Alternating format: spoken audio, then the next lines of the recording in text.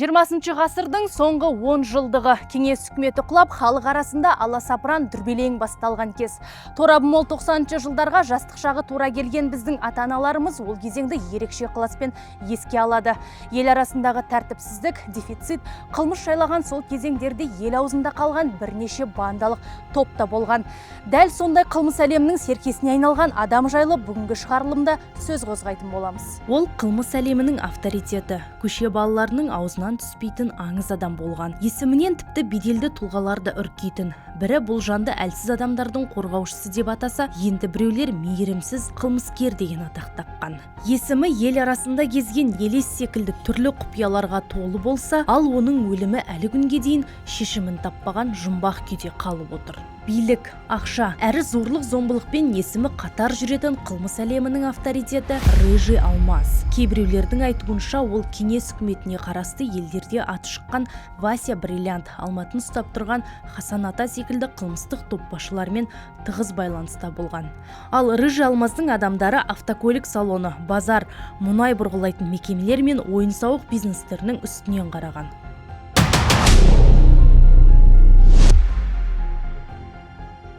Ол қалай Қазақстанда аңызға айналды және тарихта қандай адам болып қалады? Байбағландардың ақшасын алып кедей-кепшікке таратқан Робин Гуд па, әлде кісі өліміне қатысы бар әрі бопсалаушы қылмыскер ме?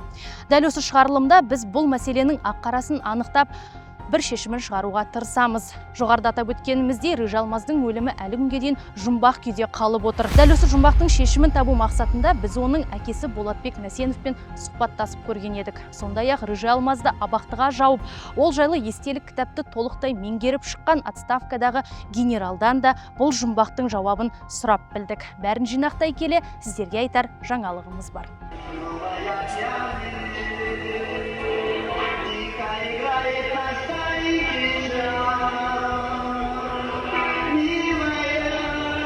90-шы жылдар Қазақстан үшін үлкен өзгерістің кезеңі болды. Мемлекетіміз тәуелсіздікке қол жеткізгенімен гиперинфляция, тауар дефициті, ел арасындағы жұмыссыздықтың көбеюі секілді экономикалық мәселелер пайда болды.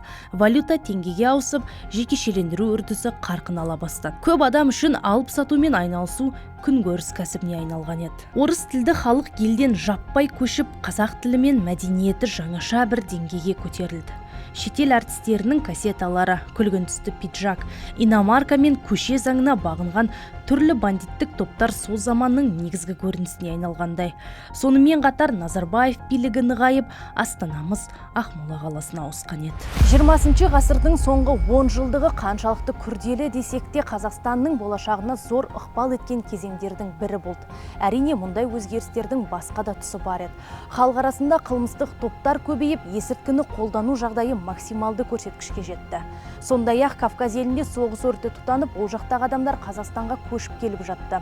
Елде жалған кәсіпорын ашу, заңсыз ақша алу, несие алып, оны қайтармау мәселелері де көбейіп кеткен болады. 1960 жыл Ташкент қаржы институтының жас түлегі Болатбек Нәсенов ол кезде Фрунзе қаласы деп аталатын Қырғыз елінің астанасына тәжірибеден өтуге келеді. Өзінің жерлесі Бекен есімді бойжеткенмен тағдыр тоғыстырып, екеуі араға ұзақ уақыт салмай отбасын құрып той жасайды. Бір жыл өткен соң жас отбасы ұлды болады. Дәл сол атышулы қылмыстық топтың болашақ басшысы Несіпбай Нәсенов еді. Есімін әжесі қойған екен. Алайда қуаныш ұзаққа созылмады. Несіпбай сәби кезінде оның ата-анасы ажырасып кеткен еді. Кішкентай сәби анасымен бірге әкесінен қалған бір бөлмелі пәтерде қалады. Кейін Болатбек өзінің тұңғышын арада біраз жыл өткен соң бір-ақ көреді. Бала бір 3-4 ай болған кезде жап-жақсы тұрады. Бір уақытта мен кетем дейді. Қайда кетесің? Фрунзеге кетем. Тағы да. Сөйтіп ол кетті де қалды. Мен айттым, онда келме дедім. Келме, мен де кетем. Мен сосын бара түбінде ол келетінін білдім. Үйді тастап кеттім. Үйді тастадым. Сол біреуден хабар алды ма, білмеймін, әйтеуір 5-6 күннен келді. Келді де, мен айттым, мен кетем дедім. Сөйтіп мен жеке бөліп кетіп қалдым. Содан мен бәрібір келе бастадым. Ал енді бір милиционер айтты, маған начальник жіберді, сіз енді көнбесе мен КПЗ-ға жатқызып қоямын деп айтты деп. қорқытты мен енді. Содан кейін мен 10 күнде бір келетін болдым. Одан кейін айына бір келетін болдым. Sonra 3-4 айда бір келетін болдым. Өзім енді кішкене үйрете бастадым. Содан кейін бір жылда келетін шығардым. Амалсыз енді. Қанша жаста? Sonra мен 5 жыл үйленбей жүрдім. 5 жылда келем, айына бір келем, 2 айда бір келем, қимайым. Sonra ақырая 5-ші жылы мен осы мына жолдасыммен таныстым.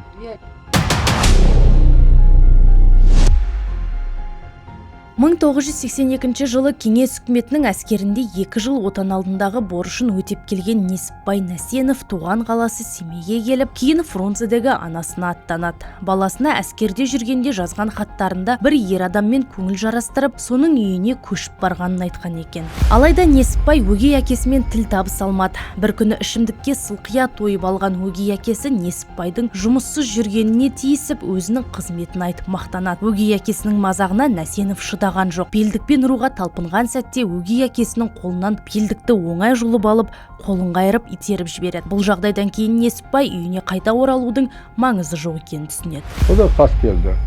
Сол папа, мен білгем жоқ сіз тірі екеніңізді. Білсем баяғыда келетін едім сізге. Мен отшымның қолында көп қорлық көрдім. Мені ұрды, соқты, істемеге қинамаған жағдайы жоқ. Мен көп кездерде крышада қонып шықтым. Мен сондай қорлыққа шыдадым. Енді мен онда бармайым. Егер мүмкін болса, мен сізге келсем қайтеді деп. Сөйтіп жазыпты. Қылмыстық қабілеттердің көпшілігін Рыжий Алмаз түрмеде жатып үйренеді. Әскерден оралған соң ол бір жас жігіттерден құралған бандалық топпен байланысып, автовокзалдың кассасын тонау әрекеттеріне қатысқан. Бірақ олардың бүге-шүгесіне дейін жоспарлап жасаған қылмыстары сәтсіз аяқталып, Несіпбай түрмеге тоғытылады. Нәтижесінде сот оны 5 жылға дейін бас бостандығынан айыру жазасына кесіп, ресейлік колонияға жібереді. Түрмеде жатып та уақытын босқа өткізбей, Алмаз карта ойнап, құйтырқылық әрекеттерсіз қарсыластарын жеңуді үйренеді. Оның есте сақтау қабілеті өте мықты еді. Сондай-ақ қылмыс әлемінің қыр-сырын меңгеріп, көше заңын тереңірек түсіне бастайды. Ең басты қызығушылығы кунг-фу болды. Абақтыда жатып Харбиннан келген қытайлық азаматпен танысып, сол арқылы жекпе-жек өнерін толықтай меңгереді. Инь-янь философиясын, медитация жасау және адамның жанды жерінен соққы жасау секілді техникаларды жетік біліп шығады. Біріншіден ақыл, екіншіден онда әдіс болды. Ол бір күні мына Қонаевтың туған жиені КНБ-ның полковнигі екен. Сол Несіпбаймен жақсы дос екен. Сол Несіпбай істеп жүрген автобазға келеді. Келсе Несіпбай жоқ екен. Соның диспетчерскінің жанында тұр едім дейді. Бір Васильев деген шофер, двухметровый, келіп, бір Ережев деген қазақ шоферін боқтап, қорлап, неше түрлі жаман сөзбенен сөйтіп екен дейді. Сөйткенше болған жоқ, оның напарнигі Давыдов деген ол қосылды дейді. Ол қорлады оны дейді. Сосын мен айттым дейді, не істеп тұрсыңдар сендер? Сен менің күшімді білесіңдер ғой, екеуіңді қазір түрмеге жапқыза аламын мен. Деп едім, сол кезде анандай жерде бір шупленький қазақ Несіпбай тұр екен дейді. Келе қалыпты. Бір уақытта келді да, ана екеуіне немедленно извинитесь перед ним, иначе я вас накажу деп айтты дейді. Сен өзің айтқандай, шупленький, кішкентай ғана қазақтың баласы, ал двухметровый, 2 верзила дейді орысша, соған әлгіндей деп тұр. Сонда анау тұрып, мазақтап, деп бірдеңені айтады, бір сөйде берген кезде, бұл қап түскенде шалқасынан түскен. Екіншісі де шалқасынан түскен. Екеуі бірдей. Ол үйренгендері алдағы уақытта оған үлкен көмегін тигізді. Несіпбайдан тіпті бойы 2 метр болатын атлеттер де айналып өтетін. Дәл сол кезеңдерде айналасы оны тас секілді қатты адам деп, Алмаз деп атап кеткен. Ал Рыжий атану себебі оның тісіндегі алтын қаптамалар болды. Алмаз түрмеде жатып, ол кезеңдерде қылмыс әлемінде аты танымал болған Вася Бриллиантпен танысуды армандайды. Қарақшылықпен айналысып, ұрлықтың заңына бағынған ол өмірінің 35 жылын түрмеде өткерген екен. Десек те оның қарамағына өту оңай емес еді. Несіпбай өз бетінен қайтпай, қалайда мақсатына жету үшін өз дегенінде тұрды. Әкімшіліктегі адамдармен тіл табыса алмай, бірнеше рет карцерге де түсіп қалған. Оңайшылықпен берілмейтін мінезінің арқасында өз дегеніне жетіп, аңызға айналған қылмыс әлемінің серкесімен кездесуге барады. Сол сәттен бастап Алмаздың беделі арта бастайды. Алайда оны бірнеше уақыттан соң Краснояр қаласына айдап жібереді. Колония бастығы Алмазды жылы қабақпен қарсы алмаған еді. Жиі-жиі оны жазалау мақсатында хлор төгілген едені бар изоляторға қамап тастайтын. Өмір сүруге қолайсыз жағдай мен дұрыс тамақтанбауының себебінен уақыт өте келе Несіпбай туберкулездің жабық түріне шалдығады. Салдарынан күн санап әлсіреп, жағдайы нашарлай береді. Адам төзгісіз жағдайда денсаулығынан айырыла бастаған ол амалының жоқтығынан анасынан 300 рубль қаражат сұрап хат жазады. Балабақшада қарапайым бала күтуші болып қызмет атқаратын анасына бұл үлкен сома еді. Мұндай қаражатты табудың амалын ойлап, ол Несіпбайдың туған әкесі Болатбек Насеновті іздеп табуды ойлады. Көршісінің айтуынша, бұл уақытқа дейін Болатбек Насенов карьерада жақсы жетістікке жетіп, қаржы министрлігінде қызмет атқаратын. 84 жыл ғой дейін ЦК-ға хат жазыпты. Мен қайсы екенін білмейді. А мен ол кезде сол менде ЦК-да бәрі жақсы біледі. Хат оқысам, сенің ұлың 5 жылға сотталып кеткен. Красноярский крайда. Қазір жағдай өте ауыр. Өлім қалпында. Онда дәрі жоқ, тамақ жоқ. Сен ақша жібер депті маған. Болатбекке бірнеше жылдан бері көз жазып қалған баласының абақтыда өлім аузында жатқандығы туралы жаңалық басына жай түскенде әсер етті. Әрине туған ұлының мұндай ауыр жағдайда жатқанын біле тұра көз жұмып қарай алмады. Араға таныстарын салып, темір торда жатқан Алмазға емделіп, дұрыс тамақтануына мүмкіндік жасады. Кейінірек оның бостандыққа шығуына да көмектескен болатын. Несіпбай әкесіне былай деп хат жазады. Құрметті әке, көмегің үшін көп рахмет. Егер сен болмағанда мен тірі қалмас едім. Анам маған сен жайлы ешқашан айтқан емес. Саған қатысты әңгімеден қашқақтайтын. Мен қазір бәрін түсіндім. Сендер жас болдыңдар. Өкінішке қарай ата-ана ажырасса екі ортада бала қайғырады. Бала кезімде бір күні келіп, мені алып кетесің деп армандаушы едім. Иә, мен осылай болғанын қатты қаладым. Бірақ уақыт өте келе, бұл арманым да басылды. Бақытыма орай қатты керек кезде сен менің өмірімде қайта пайда болдың. Барлық үшін көп рахмет. Сені жақсы көретін ұлың Несіпбай. Осы жағдайдан кейін Рыжы Алмаздың өмірі түбегейлі өзгереді. Әкесімен және бауырларымен танысу мақсатында Алматы қаласына көшіп келіп, көлік тұрағына слесарь болып жұмысқа орналасады. Ұлыммен кездесу деген сондай қиын болады екен. Yani бұрын көрмеген, қаншама жыл, 20 жыл көргеніміз жоқ бірімізді, 23 жыл көргеніміз жоқ. Несіпбай, кімге ұқсаған? Мен қарап отырсам сіздің Несіпбайдың түрі жартылай маған ұқсаған. Бір кішкентай бір жерлері шешесіне ұқсаған. Мінез менің мінезім. Түктігі де бар, неге Рыжы Алмаз шашты? жұмсақтығы да бар. Барлық жағынан маған ұқсаған. Жұмыс істеп жүріп, тұрақты қаражат тауып жатса да, Насенов өз кәсібін ашу қажеттігін, кеңестік жүйе өзгеріп жатқанын жақсы түсінеді. Жалақы алатын күні жүргізушілер, жұмысшылар мен басқа да қызметкерлер ішімдік ішіп тойлатып, карта ойнағанды әдетке айналдырған еді. Бұл Алмаз үшін жақсы мүмкіндік болды. Себебі ол карта ойынын жетік меңгерген. Әріптестерін ойыннан жеңіп, әжептәуір қаражат жинап алған Алмаз бұл ақшаны өзінің жеке кәсібіне салуды ойлайды. 1988 жылдың мамыр айында кешкі уақытта серуендеп жүріп, Несіпбайға бір ой келеді. Ол балмұздаққа арналған вафли өндіретін цех ашуды ойлайды. Көп замай ойын алған ісін жасау мақсатында миксер алып, кішігірім кеңсе жалдап, алғашқы кәсібін жүргізе бастайды.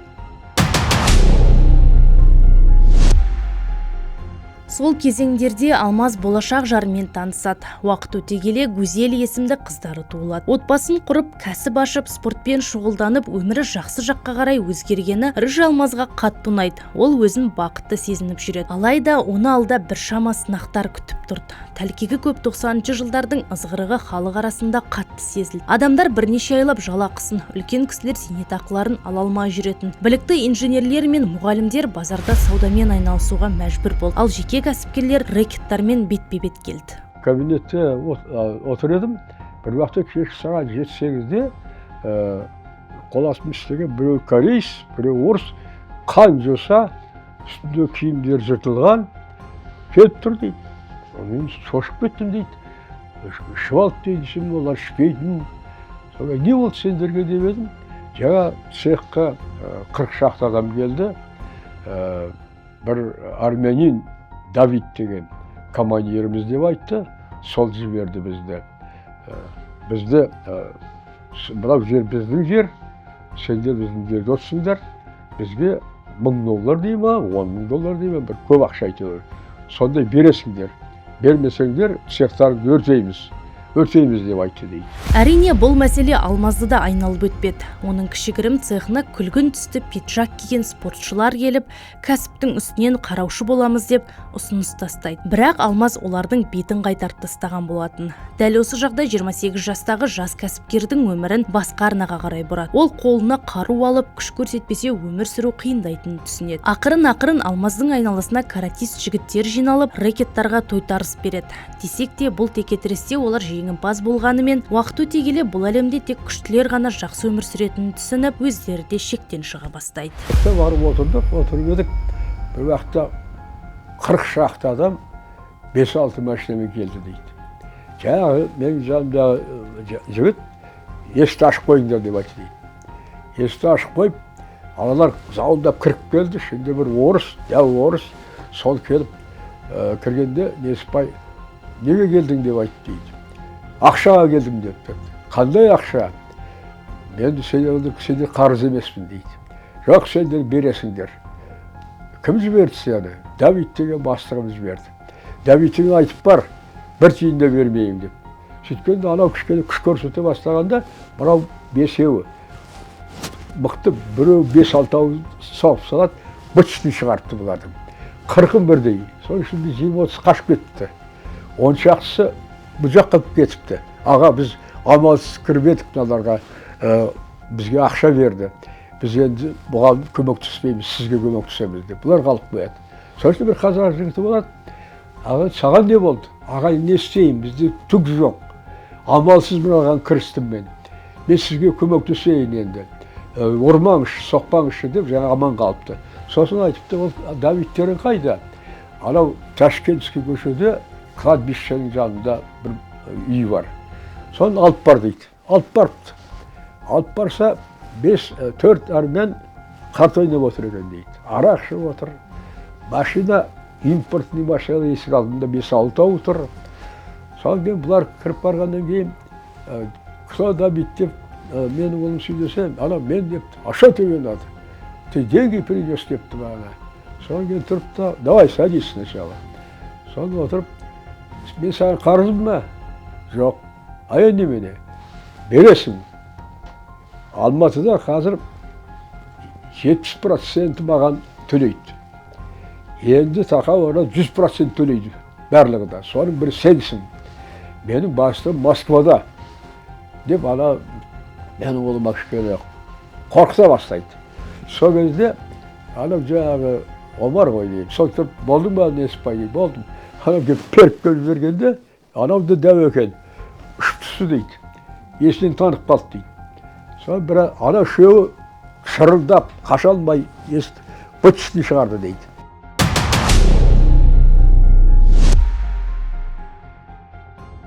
Генерал Сұлтан Кусетов кез келген адам қызығатын, бірнеше жылдық тәжірибесі бар құқық қорғау органының қызметкері. Қызметтік жолын Алматы облыстық тергеу комитетінде кіші тергеушіден бастаған ол алғашында кішігірім қылмыскерлерді ұстаумен айналысатын. Біраз тәжірибе жинақтап, өз карьерасын дөңгелетіп, есірткімен күрес департаментінің бастығы қызметіне дейін жетеді. Бұл жолда генерал Кусетов есірткі саудасымен айналысатын бірнеше топтарды құрықтаған болатын. Сондай-ақ көше тәрбиесімен өскен бандиттік топтардың қаптаған кезеңі 90-шы жылдар оның өміріндегі ең қауіпті кезең болды. Өз басын қатерге тіге отырып, бірнеше қылмыстық топқа қарсы арнайы операциялар жүргізген. Оның жаулары жеке басына қауіп төндіріп, генералдың көзін құртуды да ойлапты. Ал қол астында жұмыс жасайтын қызметкерлерін өз жағына өткізіп алмақ болған. Дей тұра қауіпті қызметке қарамастан Кусетов пен оның әріптестері заңға бағынған, өз ісіне адал адамдар болды. Сложная обстановка была у нас в целом по всей республике. В каждой области практически. Бүкіл республика бойынша қиын кезеңдер болды. әрбір облыста ұйымдасқан қылмыстық топтар көбейе бастады. Дәл сол кезеңдерде қылмыс әлемі екіге бөлінді. Біріншісі бірнеше рет істі болған қарақшылықпен айналысатындар. Олар көбінде наркобизнес, контрабанда, проституция, заңсыз қару-жарақ айналымын басқаратын. Ал екінші бөлігі бұрын-соңды сотталмаған адамдар басқарған. Генерал Сұлтан Көсетов жайлы неге сөз қозғады деп ойларсыздар? Себебі оның қызметтік жолында үлкен жетістіктерінің бірі ол атаңызға айналған Рыжий Алмазды құрықтаған еді. Дәл сол Көсетов қылмыс әлемінің серкесіне қарсы айғақтарды жинап, оның қылмысын әшкерелеп, құқық қорғау органдарына тапсырған. Но в то время одним из влиятельных организованных преступных группировок Ол кездері ең беделді қылмыстық ұйымның бірі Рыжий Алмаз атымен танылған Насенов Несіпбайдың бандасы еді. Олар өте қатыгез болды. Сонысымен де ерекшеленетін. Қандай да бір мәселені шешу барысында физикалық тұрғыда күш көрсету, оқ ату және басқаша да жантүршігерлік әрекеттерді қолданған. Алғаш рет рэкеттарға тойтарыс берген соң Несіпбай Насеновтың командасы Алматыдағы кәсіптерді бақылауға ала бастайды. Оларды қылмыстық топтан қорғаймыз деген уәдесіне сеніп, біраз кәсіпкерлер келісім береді. Крышамызды ауыстыруға жет деп ойлайды. Дәл сол кәсіпкерлердің бірі марқұм олигарх Александр Машкевич болуы әбден мүмкін. Өздеріңіз көріп отырғандай, бұл суретте Алмаз бен Ситора түскен, ал арт жағында Александр Антоновичтің тұрғаны көрінеді. Ел арасында тараған қауесеттерге сәйкес ол Алмазға соңғы күніне дейін өз үлесінен ақша беріп отырған. Бұрынғы милиция қызметкерлерінің сөзінше, серіктестіктен бас тартқан кәсіпкерлерді Рыжий Алмаздың адамдары асқан қатыгездікпен ұрып соғып, қорқытып, кейбірін тіпті ажал құштырған деседі. Сондай-ақ құлағының түбінен ауаға оқ атып, есту қабілетіне айтарлықтай зақым келтірген сәттер де болыпты. Қарсыластарына да Алмаздың бандалық тобы айтарлықтай мейірімділік танытпаған. Алматының қылмыс әлеміндегі текетірестің басым көпшілігінде жеңімпаз атанып, мықты спортшыларға да сенім ұялата біліпті. Рыжий Алмаздың адамдары жүріп өткен жолда қарсыластары бас көтере алмастай жеңіліп, кейде жоғалып кетіп жатты. Салдарынан халық арасында Рыжий Алмазбен байланысу аса қауіпті деген қауесет тарай бастаған болатын. Әрине, елді шулатқан бұл жағдайлар қылмыс әлемінің тағы бір авторитеті Хасан Ата лақап атымен танымал Аслан Усаянның назарынан тыс қалмады. Алматы қаласының лидерімен жеке кездескен екен. Бірақ араларында қандай әңгіме болғаны құпия күйде қалып отыр. Рыжий Алмаз Хасан Атамен кездескеннен соң онымен тығыз байланыс орнатып, үлкен қылмыстарын ақылдасып айтып отырыпты. Аталмыш топ рэкеттік жолға түсіп, қарақшылықпен айналысып, тіпті бірнеше казинода ашқан. Түрлі банк пен мұнай компанияларын бақылауда ұстау арқылы кез келген бандалық топ қызғана қарайтындай қаражат табатын болыпты. Несіпбай Насенов есімді адамның басқаруымен қалада үлкен қылмыстық ұйымның құрылғанын күштік құрылымдар жақсы білетін. Алайда оның қылмысын ашып, кәсіпкерлерді бопсалаған фактілерді дәлелдеу оңай болмады. Себебі көптеген бизнесмендер Рыжий Алмаздың үстінен полицияға арыз жазуға қорқатын. Ну, в то время мы, конечно, контролировали. Құқық қорғау органдары әрине барлық қылмыстық ұйымдарды өз бақылауына алуға тырысатын. Олардың ізіне түсу кезінде қылмыстық топтың басшысы басты рөлге ие болды. Сол себепті де басым күшті лидерлерін құрықтау жұмыстарына жұмсайтынбыз. Бірақ олар да әлсіз емес, тым сақ болатын. Қылмыстық істерге басшылары тікелей қатысқан емес, олар тек ұйымдастырушы қызметін атқаратын. Сол арқылы қылмыстық топ басшылары біраз уақыт бойы жазықсыз күйде қалуларына септігін тигізді. Десек те 1995 жылдың қысында Жаңаарқа атты туристік компанияның қызметкерлері батылдық жинап, Рыжий Алмаздың адамдары бізден $300 мың ақша бопсалап отыр деп полицияға арыз жазады. Бастарына қандай қауіп төніп тұрғанын білсе де, турфирманың басшылығы рэкетерлерге ақша беруден үзілді-кесілді бас тартады. Сол сәтте Насенов полициядағы өз таныстарын араға салып, компанияға қысым көрсетуді ойлайды. Өзіне көмек көрсетуге дайын адамды тапқандай болады. Бірақ ол адам өз антына берік екен. Қылмыскерлердің сеніміне кіріп, тергеушілерге құнды айғақтарды жасырын түрде бере бастайды. Дәл сол полиция қызметкерінің көмегімен Несіпбай Насеновтың ақша бопсалағанын дәлелдеп, оның тобындағы адамдарға қарсы айғақтарды жинау мүмкін болады. Почему-то он сам решил найти себе знакомого из Несіпбай осы жағдайдан кейін полиция қызметкерлерінің арасынан өзіне көмектесетін адамды іздей бастады. Бұл қылмыстық істің бүге-шүгесіне дейін білетін қызметкермен келісіп, туристік фирманың басшысына қысым жасауды ойлапты. Абыройы болғанда әріптесіміз өз антына адал адам болып шықты. Рыжий Алмаздың өзін кездесуге шақырғаннан басшылыққа айтып, қандай да бір маңызды әңгіме болатын болжай алды. Ақша бопсалау фактісінен бөлек Насенов пен оның сыбайластарының мойнына тағы 2 қылмыс іледі. Қылыш секілді суық қаруды үйінде сақтау мен $130 мың ақшадан салық төлемеген үшін айыпты деп танылады. Бұл қаражатқа Рыжий Алмаз Мерседес 600 маркалы көлік сатып алған екен. Несіпбайдың үйі қазіргі Қазақфильм шағын ауданында орналасқан.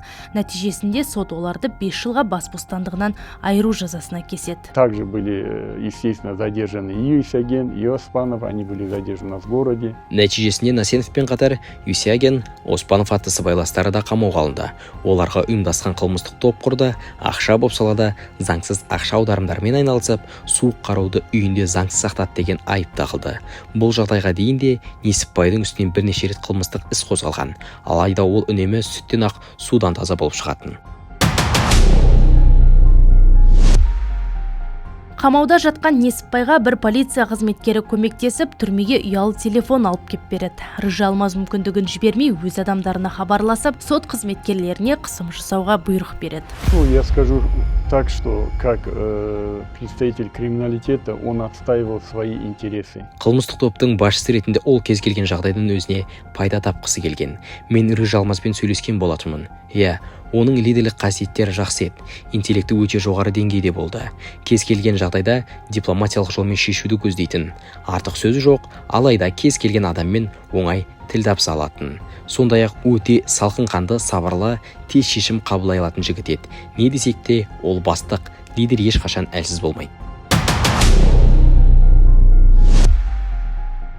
Кейбір дереккөздерге сүйенсек, Несіпбай Насеновтың түрмедегі жағдайы басқаларға қарағанда айтарлықтай жақсы болған. Камерасында теледидар, кондиционер мен тоңазытқыш секілді жанға жайлы техникалар болыпты. 6 айдан кейін жоғарғы соттың шешімімен денсаулығына байланысты Алмаз бостандыққа шығады. Бұл шешімге қолында билігі бар ықпалды адамдар әсер еткен болуы мүмкін дегенде қауесет тараған. Бірақ бұл жайлы ресми ақпарат жоқ. Әкесі Болатбек Насеновтың сөзіне сүйенсек, бір жолы Барселонада Несіпбай Мақсұт Нарикбаевпен жолығып қалады. Мақсұт аға оны бірден танып қолдау білдіреді. Сен нағыз азаматсың, көптің қолынан келмейтін іс саған бұйырған деп жылы лебізін айтыпты. Сол жерде Нарикбаев оған отандастарының алдында абыройын қайтара алуға көмектесуге дайын екенін жеткізген. Бірақ бұл жолда біраз кедергілер барын да мойындапты. Насеновтың әкесі де жылдар өткен соң Мақсұт Нарикбаевпен жеке сөйлескенін айтады. Оның сөзінше, Нарикбаев сол кезде Маңғыстау түрмесінде отырған Несіпбайға расымен де қол ұшын созған. Сол уақытта ол экс-шенеунікке абай болуды да ескертіпті. Әкесінің сөзінше, арадан көп уақыт өтпей Нарикбаев көз жұмады. Оның пікірінше ол уланудан қайтыс болған. Дегенмен бұл жай ғана болжам. Ресми дерек бойынша Мақсұт Нарикбаев 2015 жылы қатерлі ісіктен қайтыс болғаны белгілі.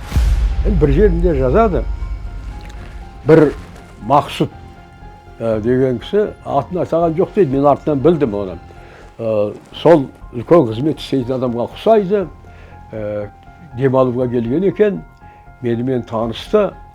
Танысқаннан кейін, біраздан кейін айтты, сен анау мемлекет іздеп жүрген қашқын, бандит, Рыжий Алмаз емессің ба деп айтты дейді. Тек іздеп жүрген кезде. Сосын айттым дейді, қашқын емеспін, бандит емеспін, Рыжий Алмазбын деп айттым дейді. Сосын айтты дейді, менің көзім жетті. Сен нағыз благородный жігіт екенсің. Сен істеп жатқан ісіңді біздің мемлекетте ешкім істей алмайды. Мен саған ризамын. Осыдан барғаннан кейін сенің ісіңді ағартуға тырысам.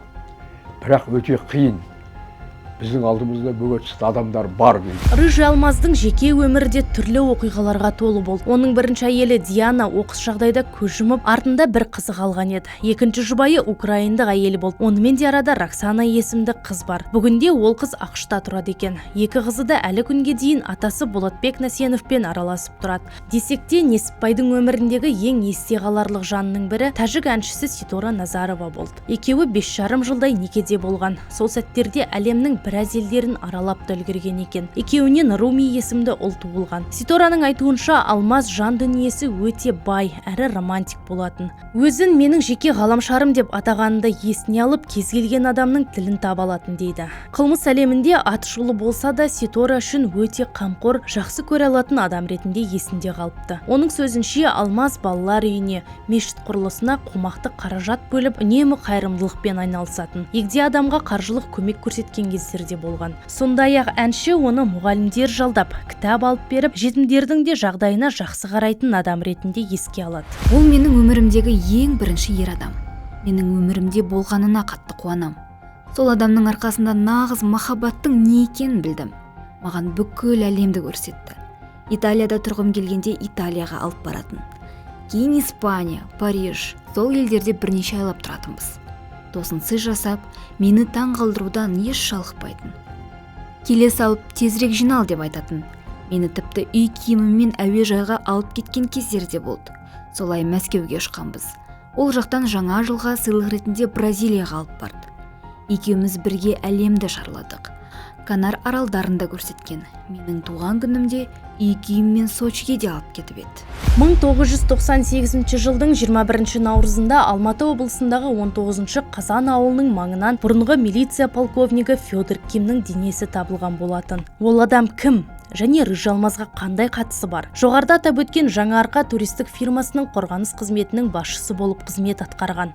Дәл сол Рыжы Алмаздың абақтыға жабылуына себепкер болған компания. Қалада подполковникті өлтірген Несіпбайдың адамдары деген әңгіме тараған еді. Алайда бұл қауесеттің қаншалықты рас немесе өтірік екені әлі күнге дейін құпия күйде қалып отыр. Но это преступление не раскрыто, поэтому говорит о том, что именно причастен. Бұл қылмыстық іс әлі күнге дейін өз шешімін тапқан жоқ. Сол кей жабулы күйде қалды. Сол себепті де бұл іске Несіпбай Насеновтың қатысы бар деп сеніммен айта алмаймын. Сондықтан бұл сұрақ жауапсыз күйде қала бермек. Алмаздың әкесі билік тарапынан жасалған қыспақтың кесірінен ұлым елден кетуге мәжбүр болды дейді. Оның айтуынша Назарбаевтың күйеу баласы марқұм Рахат Әлиев Несіпбайдың қас жауы болған екен. Әлиев сол кездері бір кәсіпкердің компаниясына көз тігіп, оны тартып алуды көздеген. Сол себепті екеуінің арасында жауластық пайда болыпты. Аталмыш компания $950 мың бағаланған еді. Ал Рахат Әлиев мұндай соманы төлеуден үзілді-кесілді бас тартып, 250 мың неміс маркасын ұсыныпты. Кәсіпкерді қыспаққа алып, Әлиев өз дегеніне жетуді көздеп, компанияны сату туралы құжатқа қол қойдырады. Шарасыз күйде қалған бизнесмен Рыжы Алмаздан көмек сұрайды. Сол сәттен бастап Рыжы Алмаз Рахат Әлиевтің қас жауына айналады. Оны халық бандит деп атаған жоқ. Оны бандит деп атаған тек қана Рахат Әлиев. Документаль еш жерде жоқ. Оны судебный органдарға навязывать еткен Рахат Әлиев. Сонда Назарбаевқа кіріп шығуым керек мен қалайда. Бұна Рахат Әлиев жүгенсіз кетіп бара жатыр. Осын тоқтатуым керек деп, ретін тауып Назарбаевқа кірген. Назарбаевқа бару үшін крупный ақша керек дейді. Сосын бұл айтады, менде ақша жетеді. Деп апырден ақшаны алдым да, мен кірдім дейді. Кіргеннен кейін мені суық қабылдады дейді. Және отыр орнынан қозғалмай, амандасқан да жоқ. Одан кейін отыр деп айтты дейді. Отырдым. Сен неге бандитсің деп айтты дейді. Неге бандит болдың деп айтты дейді. Сонда мен айттым дейді. Аға, мен бандит емеспін. Бандит басқа адамдар. Ол сіздің күйеу балаңыз Рахат Әлиев бандит. Түбінде Рахат Әлиев сізді құртады. Сондықтан одан құтылуыңыз керек.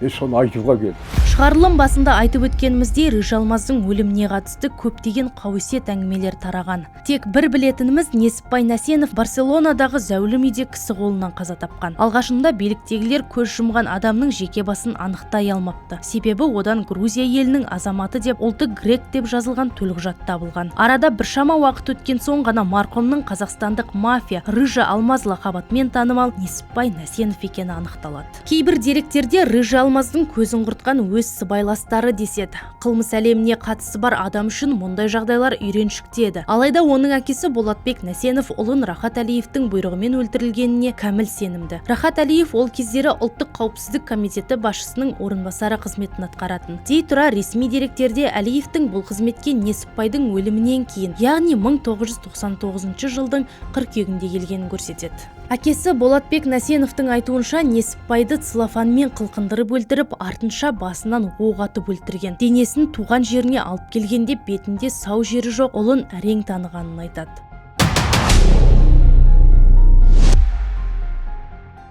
Полковник былай дейді.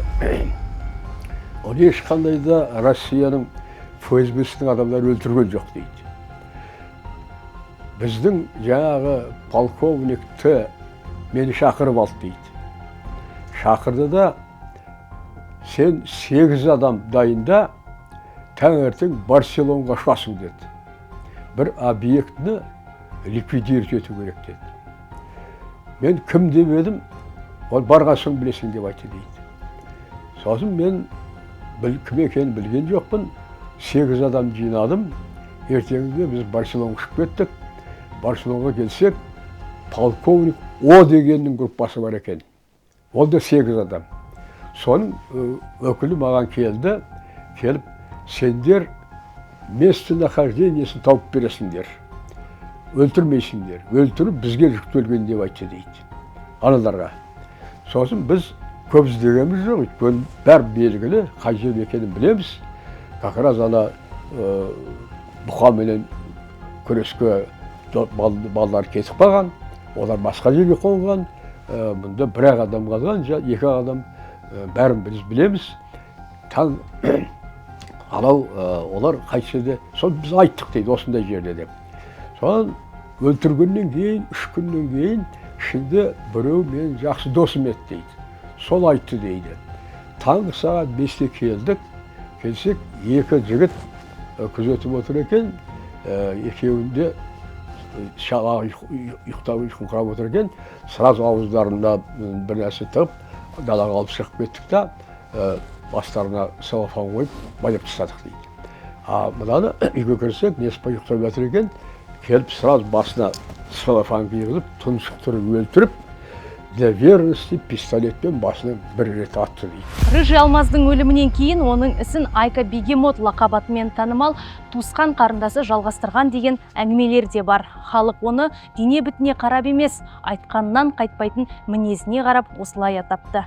Бегемоттың ештеңеден қорқпайтын жануар екен баршамыз білеміз. Егер ол шабуылдаса, одан қашып құтылу мүмкін емес. Айка да дәл сондай болатын. Бір істі ойналса дегеніне жетпей қоймайтын. Дәл сол қасиетіне қарап, оны айналасы Айка Бегемот деп атаған екен. Қарамағына Айка тек мықты спортсмен жігіттерді жинайтын болған. Көпшілігі Қазақстанның солтүстік аймақтарынан болатын. Ол да өз кезегінде кәсіпкерлер мен қылмыстық топ арасындағы кикілжіңдерді шешіп отыратын. Өз ортасында Айка Бегемоттың беделді болғаны соншалық, басқалары оған тірітейлік сот ретінде қарайтын және оның сөзіне құлақ асатын.